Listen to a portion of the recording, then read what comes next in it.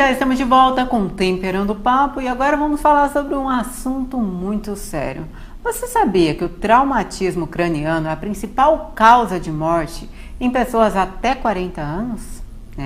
Este é o assunto de hoje porque recebemos o Dr. Júlio Pereira, ele que é o autor do livro Após um Tumor Cerebral, também do livro Escrito em Letra de Médico. Isso mesmo, 2 livros muito bons, inclusive Após um Tumor Cerebral, também tem a edição em inglês. Doutor, seja muito bem-vindo mais uma vez ao Temperando o Papo, viu? Obrigado, Ariane. Doutor, um assunto muito sério, né, que acomete muitas famílias, muitas pessoas. E quem não teve alguém na família ou algum conhecido que chegou a óbito por causa de um traumatismo craniano, né? Sem dúvida, Ariane. E o mais importante de traumatismo, a gente ouve falar tanto, né, de tumor, né, as pessoas estão preocupadas com a saúde, sim, né? Mas a gente tem algumas doenças que elas são preveníveis. Então você consegue prevenir o trauma crânioencefálico. O traumatismo é uma delas? É uma delas, principalmente porque a principal causa é justamente o acidente. O acidente automobilístico, a queda. E algumas medidas muito simples podem mudar o desfecho de uma vida. Quais as medidas, por exemplo, para a gente prevenir o traumatismo, doutor? A primeira coisa, a causa mais comum no Brasil é o automobilístico. Sempre, né, doutor? Sempre. Então, o uso de medidas simples, como o cinto de segurança, a questão da bebida. A gente sabe que fala-se o tempo todo na TV, mas quem trabalha em pronto-socorro, que atende trauma, a gente vê a mesma história todos os dias. O tempo todo, né, doutor? Todos os dias. Como são pessoas, pode? São pessoas voltando de festa, elas acham que com ela não vai acontecer. Jovens, né? Jovem. Porque a faixa etária é muito jovem, né? Até 40 anos. É. Pessoal que ainda está aí desenvolvendo, começando uma família, na maioria dos casos, a partir dos 30 e poucos anos, né? E os jovens aí, adolescentes, na faixa etária de 20 e poucos anos, que aí realmente os acidentes aumentam e muito, né, doutor? Isso, e o mais importante é que dentro do hospital eu não posso falar de prevenção porque já aconteceu o fato, né? Sim. Então muitas vezes tem que operar, drenar hematomas, tratar fraturas, mas aqui no seu programa a gente pode falar. E às vezes é a decisão de alguns minutos que destrói a vida de alguém. E não é só dele, é da família inteira, porque além de matar, pode deixar sequelas importantes. Às vezes não só de uma família, né, doutor? De várias famílias. De várias famílias. Doutor, conta pra gente, além do cinto de segurança, airbag, tem algumas outras medidas protetivas para criança, por exemplo, que a gente sabe que acontece muitos choques, muito trauma, né, em crianças, em jovens, através de acidentes domésticos mesmo. Isso. A principal coisa é, por que o acidente ocorre? Porque a gente acha que está imune a ele, né? É verdade. Então, quando a gente lida com criança, tem que ter uma proteção básica. Então, hoje em dia, né, principalmente aqui em São Paulo, a gente mora muito em prédio, né, tem que ter rede de proteção em todos os ambientes. A gente tem que imaginar que é 1 segundo de distração e pode mudar toda a vida de uma criança. Principalmente com uma criança em casa, né, doutor? Com certeza. Então, toda a proteção. A cozinha está de forma separada, evitar a escada, observar se aquela criança pode subir no lugar alto. Principalmente quando a criança está pequenininha, ela ganha habilidades muito rápido, né? Então, muitas vezes, ela está no berço, o pai não nota que aquela criança, um determinado dia, vai aprender. Consegue pular o berço. Vai aprender. E é uma realidade comum. Minha irmã tem 2 filhos, né? 2 filhos, um de 2 outro de 4 anos. Eu brinco com ela que não tem uma semana que ela não me ligue preocupada. Com alguma queda que teve, às vezes é na escolinha brincando. Acidentes a gente sabe que acontece, mas o máximo que a gente pode prevenir é o melhor. É muito melhor, né, doutor Júlio? Doutor Júlio, conta pra gente, de repente uma criança sofre uma queda. O pessoal que está assistindo Temperando o Papo mesmo, quando é hora de ir ao médico? Caiu, bateu a cabeça porque é desesperador e a gente sabe o que acontece. Às vezes, bebezinho de colo cai do colo da mãe. Né? A mãe amamentando, à noite, cansada, com sono. Gente, acontece. E aí, o que fazer, doutor? Com certeza. Essa pergunta é bem comum, porque o que todo mundo quer saber é quando o traumatismo craniano ele é leve, não precisa de uma avaliação médica, e quando precisa, né? Eu não tenho uma resposta pronta para isso, mas o que é que eu posso dizer? A mãe é o mais importante, que ela conhece seu filho. Sim. Então, qualquer mudança do comportamento, da atividade, ou um mecanismo de trauma importante, por exemplo, se um bebezinho cai do colo da mãe e bate a cabeça, ele vai precisar de uma avaliação. Tem que ele ir ao médico. não vai saber se queixar, né? Se cai de uma altura, Vai precisar. Se tem um acidente automobilístico, para você ter ideia, já é rotina, né? Na hora, né? O próprio pronto-socorro, o próprio SAMU vai levar diretamente para o hospital. Eles nem liberam, eles já levam para o hospital. Então, são essas medidas básicas que vão diferenciar quando precisa e quando não precisa. Tá. Doutor, assim, só a título de curiosidade mesmo, mas tem uma altura que a gente pode identificar se causa ou não, ou isso é muito pessoal, muito invariável? É muito relativo. Eu dou um exemplo para todo paciente, é que nem um CD. Às vezes a gente tinha um CD na mão, ele cai baixinho e quebra todo. Doutor, tem um exemplo bem melhor, é celular. Né? Isso, quem nunca derrubou um celular, vai pro celular. Quem nunca quebrou o vidro, o celular caiu baixo e outro caiu tão alto, não teve nada. E não aconteceu nada, Então né? é a maneira, o impacto, então é difícil a gente dizer uma altura ou um mecanismo, né? Tá. Doutor, explica o que é o traumatismo craniano pra gente. Então o que seria? Eu vou pegar esse modelo aqui que a gente trouxe. Nosso cérebro é todo protegido por essa caixa. Sim. Então, se a gente pega aqui, a gente vai sentir algo duro, né? Que a pele, abaixo da pele a gente tem o osso. O nenenzinho, ele tem essa parte aqui mole, Isso. que é a popular moleira, né? A moleira, isso, que a gente chama, o termo técnico é fontanela. Ela tem essa anterior... Como é o nome? Fontanela. Fontanela. Tem essa aqui anterior. Sim. E essa daqui que seria a posterior, certo? Tá. Então, o ossinho da criança é mais raro dele quebrar, porque ele é molinho. Certo? Sim. E tudo isso, por que a gente tem essa proteção? No corpo todo, né? No corpo inteiro, né? Por que a gente tem essa proteção? Porque o cérebro ele é muito delicado. Tá. Então, qualquer pancada que ocorra de uma intensidade grande, que frature esse osso ou gere um impacto lá dentro, pode lesionar o nosso cérebro. Então tem que fraturar esse osso. Isso. Ou fraturar ou ter um impacto direto que ele vai levar algum vasinho romper ou sentir alguma coisa lá dentro no cérebro. Lá dentro no cérebro, tá. Isso. Então, não necessariamente tem que romper este osso. Com certeza. Tá. Eu gosto de mostrar essa imagem aqui que é interessante. Se a gente olha a base do crânio, o que é que a gente vai notar? Que ela é cheia de ranhuras. Sim. Então, muitas vezes, só o movimentar do cérebro por causa da pancada pode dar um hematoma lá dentro. Entendeu? Sim, justamente. Uma pancada muito forte, né? Faz um movimento ali com o cérebro e aí machuca. Isso aí mesmo. já causa um traumatismo. Aí já causa um traumatismo. Então, o traumatismo, qual seria a definição? Seria qualquer pancada na cabeça, que pode levar ou não a alteração interna no cérebro. Pancada grave. Alguma pancada grave. Essas pancadas na cabeça podem gerar uma série de alterações, desde os hematomas, que é o mais comum o neurocirurgião abordar, as fraturas, se tiver um fundamento do crânio. Como seria o tratamento, doutor? Isso. Então, o que é que acontece? Vou pegar esse modelo aqui do cérebro para a gente entender direitinho. A gente vê que o cérebro, ele é cheio de vasos, né? Sim. E esses vasos, aqui como em cima, todo o nosso corpo, como né? todo o nosso corpo. Mas o cérebro é um pouquinho mais, Ariana. Mais importante. Para você ter ideia, o cérebro pesa 2% do peso de alguém, do peso corpóreo total. Sim. Então, por exemplo, um homem de 80 quilos tem um cérebro de 1,5 kg. Mas ele leva 20% de todo o sangue do organismo. Olha só. Ele vai direto para o cérebro, porque Nossa, ele precisa. 20% fica no cérebro. Fica no cérebro, né? Ele é utilizado. Então, qualquer vasinho desse que se rompa, como o crânio está envolvendo, pode dar um efeito e comprimir o cérebro e dar algum sintoma. Tá, rompendo um vasinho, tem um nome específico para isso? Tem os hematomas. O hematoma extradural, que ele está fora dessas meninges, então ele comprime o cérebro indiretamente. O subdural, que está abaixo. E existe o hematoma intracerebral, que ele ocorre dentro do cérebro. Um vasinho se rompeu lá dentro e forma esse coágulo. Perfeito. Doutor, quais os famosos que já sofreram traumatismo craniano? Isso. Nós temos diversos exemplos, né? Ultimamente a gente ouviu o Schumacher, né? Explica pra gente com um exemplo ali, o que aconteceu no cérebro do Schumacher. Usa um exemplo pro pessoal de casa ver o cérebro. Então, o que acontece? Quando a gente tem uma pancada, muitas vezes o osso fica parado e o cérebro se movimenta. Sim. Então, ocorrendo isso, o que pode acontecer? Alguns tipos de alterações.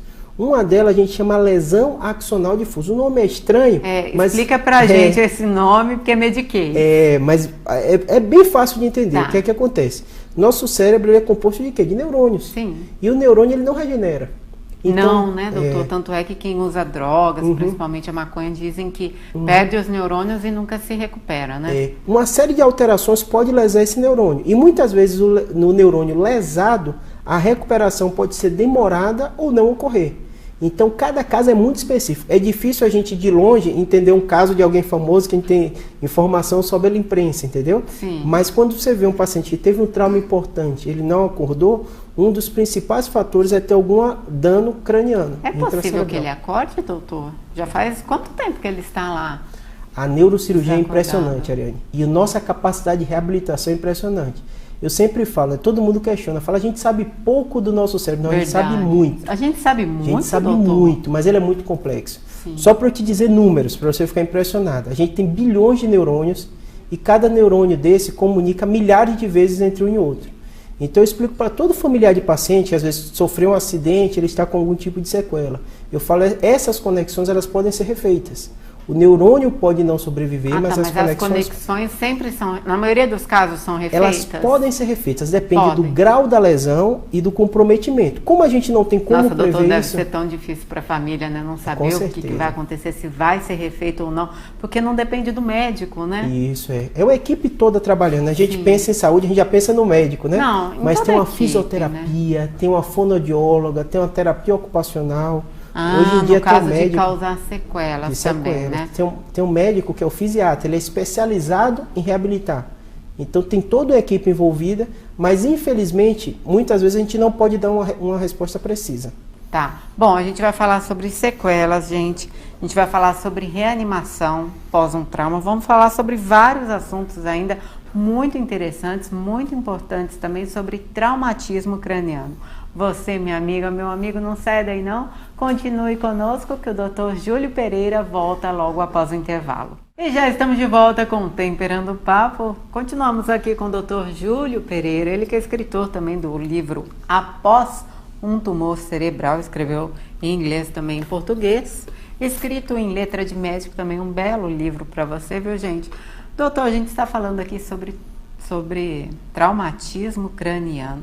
Fala pra gente, doutor, a gente estava falando de um caso de um famoso, né, que justamente a gente não sabe qual resultado, né, ele vai ter, o que vai acontecer na vida dele, até porque as notícias que você tem é justamente da imprensa, né, então não é um caso específico. Agora, doutor, bala também pode causar traumatismo craniano? Pode. E é um trauma muito grave quando ele atinge a cabeça e perfura o crânio, porque é um trauma que a gente chama de alto impacto. Então um tiro, além de lesar diretamente a própria bala, ela tem a lesão térmica também, né? Porque a bala sai do cano do revólver quente. Quente, né? Então é uma das lesões mais graves que a gente tem acesso. Tanto que há muitos pacientes que tomam algum tipo de tiro no crânio e que se atravessar, a chance de sobrevida é muito baixa. E doutor, tem uns milagres que acontecem que a gente fica assim, boquiaberta, né? Porque de bala que passa por toda a caixa craniana, se aloja em um local e não afeta de maneira alguma o cérebro. Com certeza. Quem trabalha em pronto-socorro vê no dia a dia isso, né? Às vezes o trabalho é muito difícil, que aliás a gente tem que parabenizar, né, gente? Parabéns, viu, aos profissionais que trabalham, que estão trabalhando neste momento também, assistindo o Temperando o Papo, que assim, é um trabalho brilhante, viu, louvável, parabéns mesmo. E muitas vezes a gente não compreende, né? A gente vê alguém que tomou um tiro e o paciente está muito bem. E quando a gente faz o exame de imagem, quer seja tomografia, muitas vezes depois a ressonância, a gente vê que a bala passou muito próximo por um local importante, mas não lesou nada, né? Nossa. Eu acredito em milagres, né? E você? Porque não tem outra explicação, né, doutor? Bom, doutor, conta pra gente, após um trauma, qual é o tempo hábil para fazer, de repente, a reanimação? Isso. O principal aspecto quando a gente pensa em qualquer trauma é o atendimento imediato. Então, se você perguntar qual o tempo ideal, é o quanto antes, né? Tá. Hoje em dia o Brasil evoluiu muito, né? Antigamente não existia esse serviço de emergência, o SAMU, mas ele revolucionou a saúde no Brasil, né? Óbvio que é difícil da gente compreender, né? Mas quem está no dia a dia do pronto-socorro e perceber essa mudança, hoje a gente sabe que o paciente chega muito rápido. Sim. E tem um termo que a gente chama de tempo de ouro, né? É o período de ouro, que é o período mais importante da reanimação, que são nas primeiras horas. Ah, são nas primeiras horas. O quanto antes. Tá. É difícil dizer o tempo mínimo. E aquele... Bom, pelo menos a gente conhece, nós leigos no assunto, né? Sabemos que a reanimação tem que ser feita num período de até 5 minutos. É verdade? É mito? Isso. Existem diversos tipos de abordagem no período inicial. Então, quando você fala 5 minutos, provavelmente é na parada cardiorrespiratória, né? É na parada cardiorrespiratória. Na parada cardiorrespiratória. Mas nada tem a ver com traumatismo. Mas no traumatismo também é quanto antes, melhor. Para você ter ideia, você falou de minutos e como é importante quanto tempo mais rápido, melhor. Se um paciente tem um corte ou tem um vaso rompido, se o vaso for importante, se ninguém tamponar logo, aquele paciente pode morrer. Então tem que tampar logo. Como que a gente faz isso, doutor? Isso. Aí tem que ser o serviço especializado. Tá. Né? Essa é a grande questão. Um acidente em casa, né? Porque muitas pessoas aí a gente sabe que infelizmente é desesperador. Quem não conhece uma pessoa que passou mal em casa, teve um problema, não só de traumatismo, outros também, a pessoa não tinha o que fazer, não sabia prestar os primeiros socorros, a caminho do hospital já morreu. O traumatismo não tem o que fazer, doutor? Não tem como a gente, de repente, você falou, se a pessoa estiver sangrando, né, de repente estancar o sangue, fazer alguma coisa enquanto o serviço de emergência não chega? Essa sua pergunta é importante porque a maioria das pessoas que morrem no trauma craniano morrem na cena. Então a gente sabe que muitos desses traumas, eles são tão graves que são incompatíveis com a vida. Então hoje a orientação de quem fala de atendimento de emergência é, o primeiro aspecto, você vê um acidente, é chamar o serviço especializado. Não mexa na pessoa. Não mexa na pessoa, porque o dano secundário, te dá alguns exemplos, se a pessoa teve uma lesão na coluna e alguém mexeu, isso pode aumentar aquela lesão. Claro. Se o paciente tem algum outro tipo de lesão e o leigo tentando ajudar, ele pode prejudicar. Então o principal é chamar logo o atendimento. Hoje em dia a gente sabe que não é incomum ocorrer um acidente e ter alguém por perto, um profissional de saúde, uma enfermeira, um médico, né? Então esse pode fazer esse tipo de abordagem, mas quem presenciou um acidente, a primeira coisa a se fazer não é ir atender, mas e sim telefonar para a equipe especializada estar. Sim, porque claro. muito desse atendimento necessita de algum tipo de material. Tá, perfeito, doutor. Até porque é importante falar, porque tem pessoas que sofreram um acidente, continuam falando ali, né? Fala que não está sentindo dor nenhuma, se levanta e depois pode ocorrer algum problema, doutor? Com certeza. Tem algumas lesões, um dos hematomas que chama extradural, o típico dele, quando você estuda, você vê isso, na prática você vê isso, é o paciente que anda, fala e logo depois pode até morrer. Porque tem uma lesão no vaso, essa lesão vai se acumulando no sangue, então até ter um efeito de massa, até ter uma compressão no cérebro, o paciente está muito bem. Então por isso que a gente fala, Ariane, a gente fala muito de morte, mas a sequela é um aspecto muito relevante.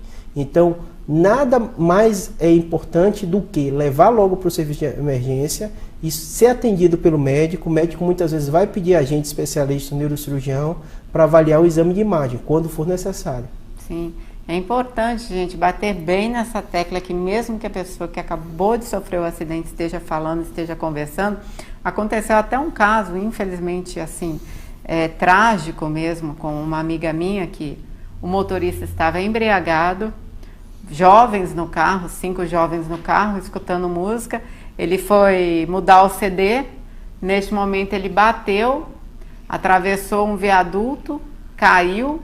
A minha amiga, inclusive, que falou que estava bem, que só queria que atirassem do carro, atiraram do carro enquanto a emergência não chegava e, posteriormente, depois de 1, 2 horas, ela falava tranquilamente, mas ela morreu de politraumatismo. Ela não conseguia ficar em pé e, realmente, né, doutor, a gente não pode fazer nada, né, além de esperar o resgate. Essa história sua, Ariane, é bem comum, né? Quando a gente fala de doença, a gente pensa logo em medidas, em cirurgia, qual exame pode ser feito.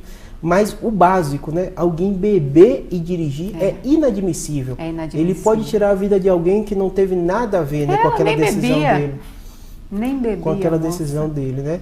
E o outro aspecto também relevante, né? São os aspectos como a violência, né? Você falou de tiro, né? Então são outros riscos. Óbvio que é numa escala muito menor.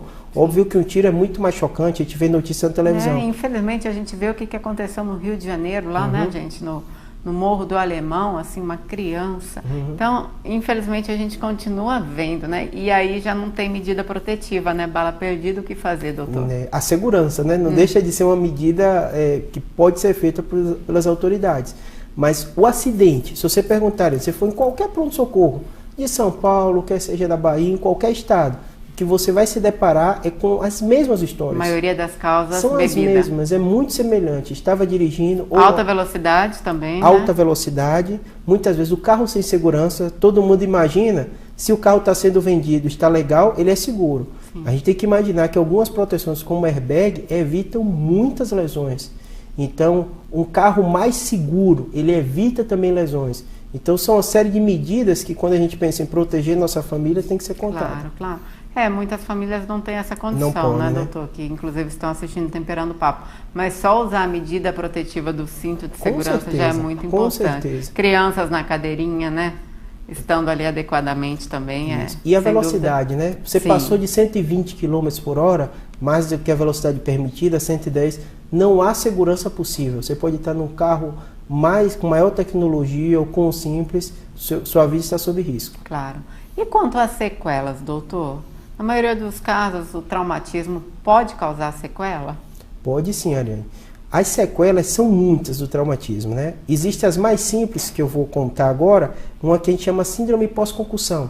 Às vezes um paciente teve uma pancada... Síndrome pós-concussão. Concussão. Isso. Ele teve uma pancada, ele está bem, ele não teve nenhuma sequela, o médico fez todos os exames, às vezes fez exame de imagem, está normal, e esse paciente tem alguns sintomas. Tem pacientes que ficam com sintomas relacionados à dor de cabeça após aquele trauma, alguns com estado como se fosse um pânico, né? Mas por quanto tempo essa dor de cabeça? Geralmente ela dura alguns dias ou semanas, né? Mas com o exame passa? normal. Na maioria das vezes sim passa, né? Tá. E também o próprio acidente gera um estresse, né? Claro. Então não é incomum alguém que teve um acidente de carro e muda um pouco depois, né? Ela fica com medo de dirigir, ela acha que alguma coisa vai acontecer.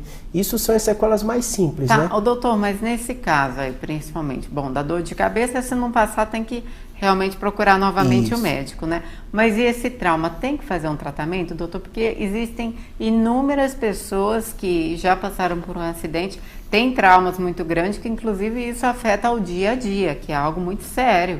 Com certeza. Para você ter ideia, isso não é uma coisa incomum, isso é rotina de consultório. Muitas vezes o paciente vem, ele teve um trauma, eu fiz toda a investigação, não veio nada e aquele paciente continua com sintomas. Às vezes, muitas vezes, medidas, atividades, coisas simples do dia a dia, pegar o carro, sair, ele não consegue mais. E a gente precisa tratar ele com o psicólogo também. Psicólogo. Ele fazer essa reabilitação. Entendi.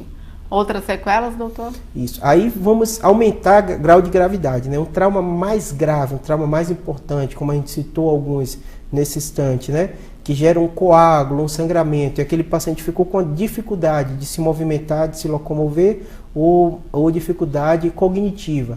Vai ser um dia depois do outro, né? Ninguém pode ver uma lesão, nenhum médico pode dizer com certeza esse caso não vai melhorar, ou com certeza esse paciente vai melhorar. Então, o que a gente precisa fazer é reabilitar. Cada caso é um caso. É difícil a gente falar de maneira geral. Entendi. Doutor, tem alguns exames específicos para descobrir o traumatismo? Existe sim. O médico avaliando o paciente, se esse trauma foi importante, se tiver algum sintoma, muitas vezes ele precisa do exame inicial, da minha parte, né, da neurocirurgia, de uma tomografia de crânio. É o exame básico, ele é rápido. Hoje em dia, a grande parte dos pronto-socorros que recebem trauma tem, e você fazendo esse exame, você consegue afastar a maioria das complicações, né? Alguns casos mais específicos vão precisar de um exame mais sofisticado que a ressonância, mas na grande maioria das vezes, com a tomografia, você consegue dar uma boa resposta. Entendi, doutor. Ótimo, né, gente? É importante saber de todos os detalhes aqui do traumatismo craniano, que é um assunto muito sério. Doutor Júlio, gente, ele também tem um livro aqui, Após um Tumor Cerebral, tá? Ele é neurocirurgião, e olha só, também tem escrito em letra de médico. Esse livro aqui é muito especial para você, né, doutor? O senhor já, inclusive, já esteve aqui no Temperando, já veio falar. Doutor, eu agradeço a sua participação aqui no Temperando Papo, sempre muito bem-vindo, viu, com temas interessantíssimos, e com certeza aí o pessoal de casa vai ficar mais atento, né, principalmente com a prevenção, né, doutor, que é o melhor remédio. Com certeza. Doutor, para as pessoas que quiserem entrar em contato com o senhor? Pode entrar pela internet, hoje em dia o Google ajuda muito, ajuda, né? tudo, né, então, doutor? Colocando Júlio Pereira, neurocirurgião, vai encontrar o livro, vai encontrar nosso blog, Instagram. Redes sociais, sites, hoje tudo, facilita né, muito, né? Antes a gente ficava dizendo números, né? Demorava Sim. um tempo, hoje fica mais simples. Obrigada, viu, Tá doutor bom. Júlio? Doutor Júlio Pereira, neurocirurgião aqui no Temperando Papo, viu? Espero que você tenha gostado dessa entrevista. Temperando Papo continua.